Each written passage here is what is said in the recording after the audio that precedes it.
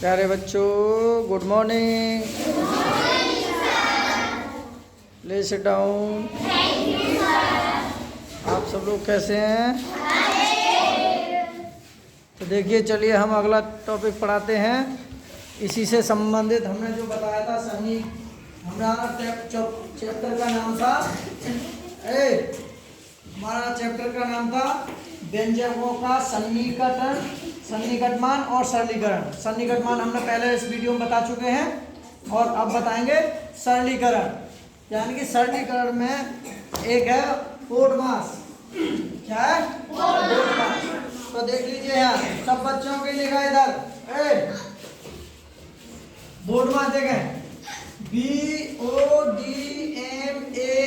इसको कहते हैं बोर्डमास। बी का मतलब है ब्रैकेट, और ब्रैकेट को इंग्लिश में कहते हैं और हिंदी में कहते हैं कोष्टक। ठीक है। और ओ का मतलब है इंग्लिश में ऑफ और हिंदी में कहते हैं का। अब है डी का मतलब है डिवीजन, इंग्लिश में कहते हैं और उसको हिंदी में कहते हैं भाग।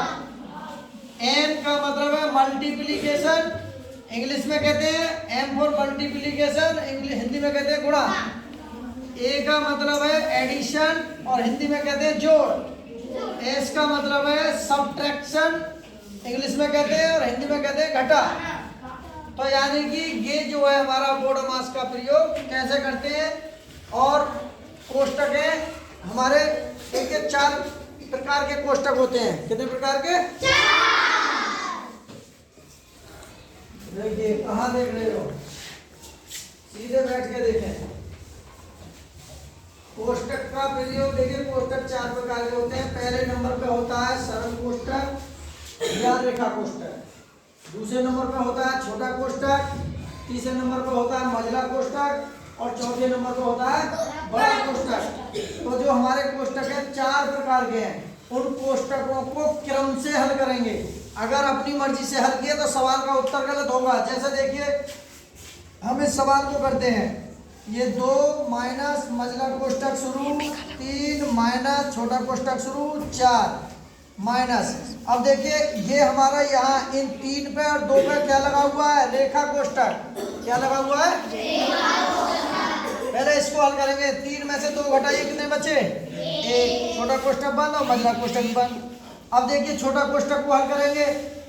ये 2 माइनस मझला कोष्टक शुरू, 3 माइनस 4 में से 1 गया, कितने बचे? 3। मझला कोष्टक बंद, छोटा कोष्टक हल हो गया।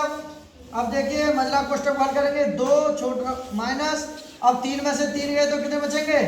0। तो मझला कोष्टक में 0 लिख देंगे। अब इस कोष्टक को भी हटा देंगे, 2 माइनस 0। अब 2 में से 0 घटाएंगे तो कितना आ जाएगा? 2। तो यही हमारा आंसर। अगला देखते हैं इसी प्रकार के। देखिए, भागुजोग। एक तो कोष्टक वाला सवाल आता है, कोष्टक को क्रम से हल करते हैं। एक बार फिर सुन ले, पहले रेखा कोष्टक या सरल कोष्टक को हल करते हैं, फिर दूसरे नंबर पर छोटा कोष्टक को हल करते हैं, तीसरे नंबर पर मझला कोष्टक को हल करते हैं, चौथे नंबर पर बड़ा कोष्टक को हल करते हैं। अब देखिए, यहाँ में कोष्टक नहीं है, इसमें कोष्टक नहीं है, इसमें केवल चिन्हों का प्रयोग किया गया है। चिन्हों का प्रयोग किया गया है। ज्यादा कुछ सीख दो, ठीक है।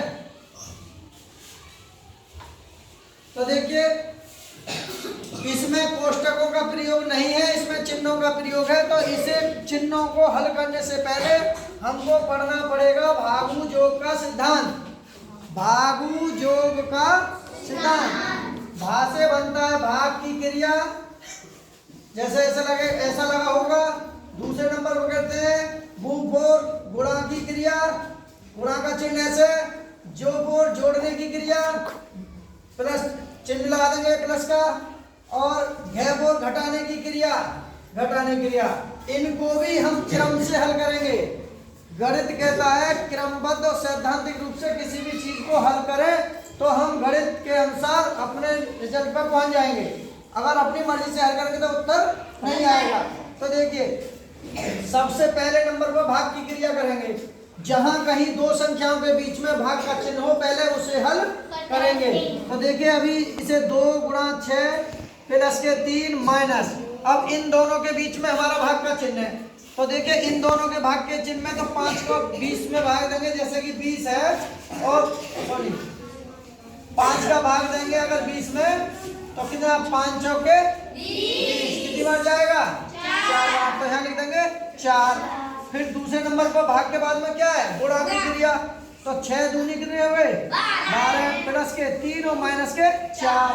भाग के बाद में फिर क्या है जोड़ने की क्रिया, अब 12 और 3 कितने हो गए 15 और माइनस के 4। लास्ट में क्या एक क्रिया है घटाने की क्रिया, 15 में 4 घटा दो कितने बचे, तो यही हमारा आंसर। समझ में आया? Yes sir. तो किस किस की समझ में आया? अरे वाह बहुत अच्छे, झूठ तो ना बोल रहे। चलो तो एक बार घर में जाओ। अब देखिए इसके बाद अब देखिए अगला सवाल है, इसी में सरलीकरण में चल रहा है, ठीक है।